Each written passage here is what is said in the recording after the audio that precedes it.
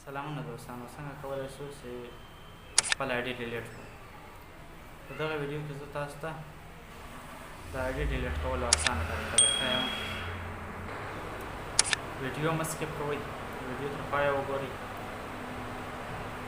او که چېرته تاسو زما چینل نوی سبسکرایب کړی، چینل سبسکرایب کړئ، لایک کړئ، شیر کړئ، ځکه په لایک باندې تاسو هېڅ خرڅه نه راځي. او ورسره د بیل آیکن بټن کېکاږئ، ځکه چې تاسو ته ټول نوټیفیکیشن در خلاص شي او زما ویډیوګانې تاسو ته بار بار راځي. نو راځو د ویډیو ټاپک طرف ته. په آخر کې که تاسو زما چینل سبسکرایب کړی نه وي، خامخا یې سبسکرایب کړئ، ویډیو لایک کړئ، شیر کړئ. راځو د ټاپک طرف ته.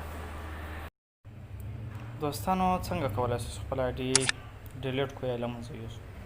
دا درې لینو والا آپشن تاسو ته کارېږي، دلته به ورسئ. د هغو بعد به تاسو راسئ سیټینګ اینډ پرایوسي. سیټینګ اینډ پرایوسي سم کله کلیک وکړ، لاندې به راسئ پرایوسي شارټ کټس. دوستانو، کوم چینل سبسکرایب کړی نه وي، چینل سبسکرایب کړئ. دلته تاسو ته ښایي تاسو څنګه کولی شئ خپل آیډي له منځه یوسئ او یا یې ډسیبل کړئ د څه ټایم لپاره. تاسو به تر ټولو مخکې لاندې راسئ،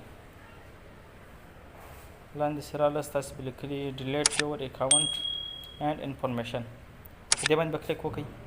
په دې سم کلیک وکړ، په دې کې تاسو ته دوه آپشنونه درکوي. یو ډیلیټ اکاونټ ته لاندې تاسو بالکل اکاونټ له منځه یوسئ. یو ډي اکټیویټ اکاونټ ته چې تاسو ډي اکټیویټ کړئ، اکاونټ ډي اکټیویټ کړئ چې څومره ټایم پورې تاسو غوښت بېرته یې خلاصولی شئ. نو زه تاسو ته ډیلیټ اکاونټ باندې غږېږم چې څنګه له منځه وړی شو ډیلیټ اکاونټ.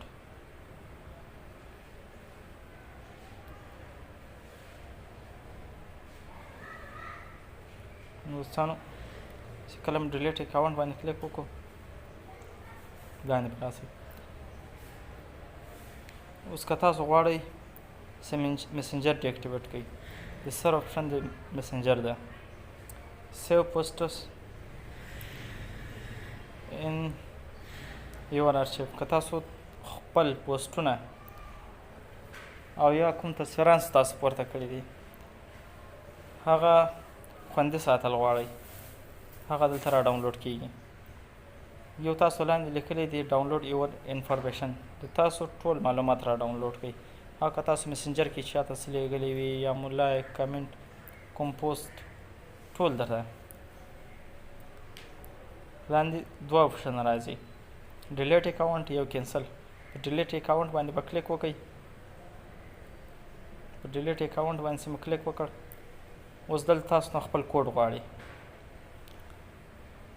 اوس تاسو ته پکار ده چې خپل کوډ ورکړئ. هلته د تاسو د آیډي چې کوم کوډ ده، ما کوډ ورکړ.